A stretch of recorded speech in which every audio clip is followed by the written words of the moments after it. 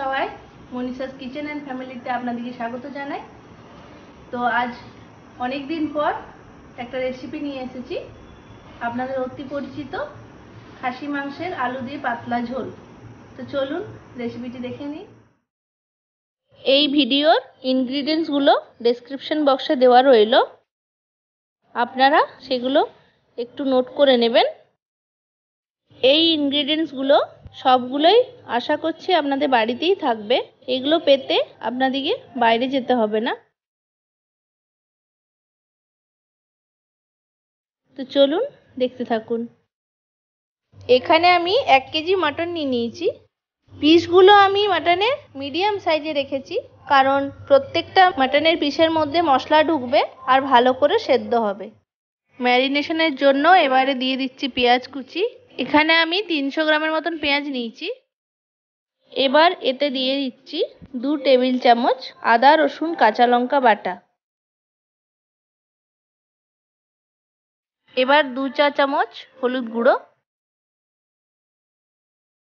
হলুদের পর 2 চা চামচ জিরে গুঁড়ো। এরপর 2 চা চামচ ধনে গুঁড়ো।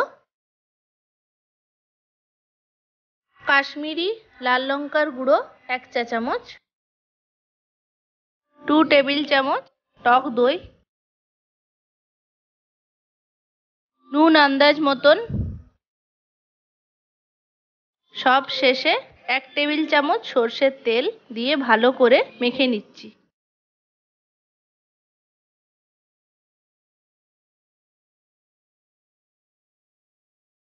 মাংসের সঙ্গে মশলাটা খুব ভালো করে মাখবেন, কারণ মাংসের সঙ্গে মশলাটা ভালো করে মাখলে মাংসের ভেতরে মশলাটা ভালো করে ঢুকবে, তাতে মাংসের স্বাদ দুগুণ হয়ে যাবে। এরপর 1 ঘন্টার জন্য ম্যারিনেশনের জন্য রেখে দিচ্ছি। 1 ঘন্টা পর চলে এসেছি। এবার গ্যাসে একটি কড়াই গরম করে নিচ্ছি। কড়াই গরম হয়ে গেছে। এরপর 2 টেবিল চামচ সরষের তেল দিয়ে দিচ্ছি। তেল গরম হয়ে গেছে। এবার এতে 1 চা চামচ নুন দিয়ে দিচ্ছি। এবার 1 চা চামচ হলুদ দিয়ে দিচ্ছি। এরপর ডুমো ডুমো করে কেটে রাখা আলু ওই তেলের মধ্যে দিয়ে ভালো করে ভেজে নেব।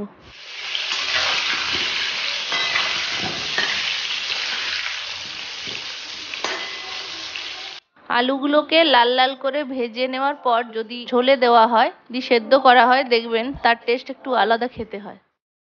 আলুগুলিকে লাল লাল করে ভেজে অন্য একটি পাত্রে তুলে রাখছি। এবার গ্যাসের ফ্লেমটা লো করে ওই তেলে 2টো তেজপাতা, একটা শুকনো লঙ্কা, একটা দারচিনির টুকরো, 2টো লং, 2টো এলাচ, তার সঙ্গে দিয়ে দিলাম 1 চামচ চিনি।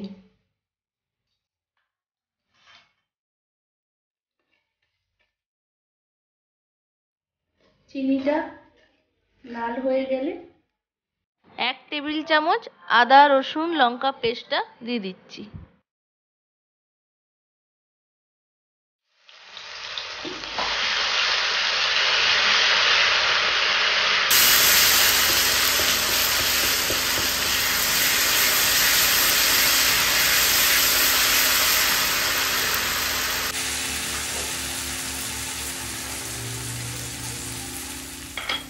এরপর ম্যারিনেট করা মাংসটা দিয়ে দিলাম।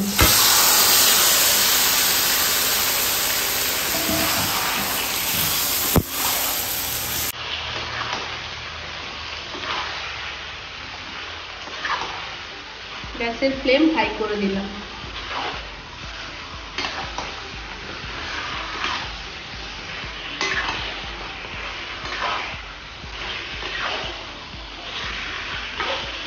পাঁচ 7 মিনিট ভালো করে কষিয়ে তারপর গোলমরিচ গুঁড়ো ঝালের জন্য দিয়ে দিচ্ছি। আমি এখানে বাচ্চা আছে বলে গোলমরিচের গুঁড়ো দিয়েছি, আর আপনারা চাইলে শুকনো লঙ্কার গুঁড়ো দিতে পারেন। যতক্ষণ না তেল ছাড়ছে ততক্ষণ মাটনটাকে কষতে হবে। যত ভালো করে কষবেন তত মাটনটা টেস্ট বাড়বে আর কালারটাও ভালো হবে। মাটনটা কষা হয়ে গেলে ঠিক এরকম দেখতে লাগবে। তারপর একটা কুকারে মাটনটাকে ঢেলে দেব।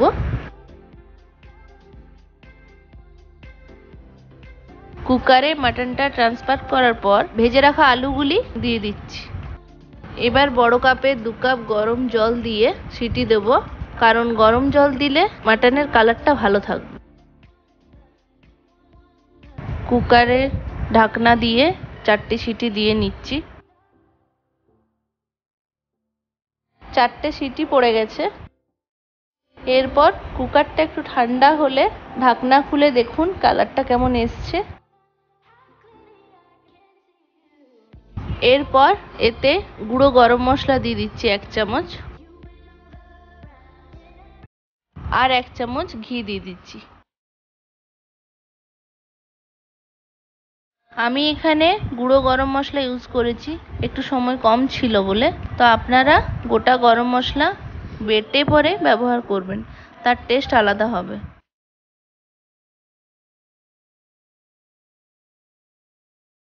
তারপর গ্যাসের ফ্লেমটা হাই করে একবার ভালো করে ফুটিয়ে নিয়ে সার্ভ করব। রবিবারে দুপুরে গরম ভাতের সঙ্গে এইরকম গরম গরম মটনের ঝোল খেয়ে দেখুন, জাস্ট অসাম।